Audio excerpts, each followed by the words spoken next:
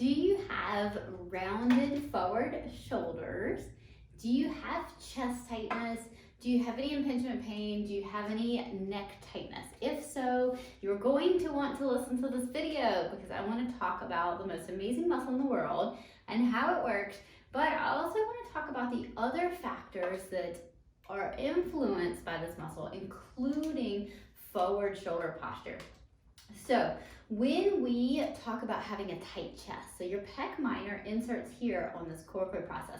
This coracoid process is part of your scapula, which is really cool. But our scapula, we think about it as sitting in the back, that shoulder blade. And our coracoid process is this little finger-like dip of the bone that comes through to the front, which allows for a front muscle attachment.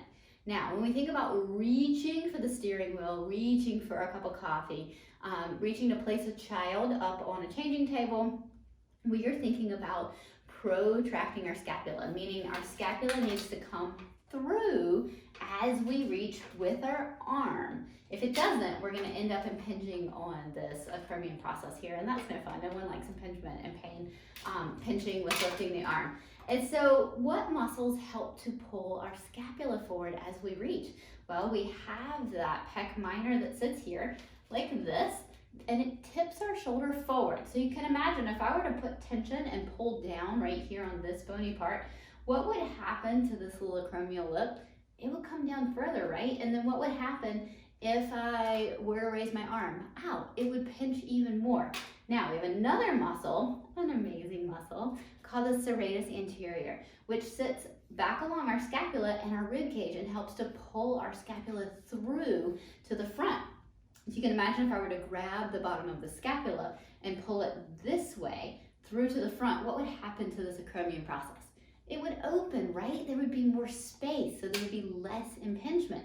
Now, I want you to check yourself. How much tension do you hold here? So come right below, find your collarbone, find your clavicle, go right toward the outside, come right down and kind of press in right here. Okay, that's that coracoid process here, and that's where that pec minor attaches. Is it tender? Does it feel tight?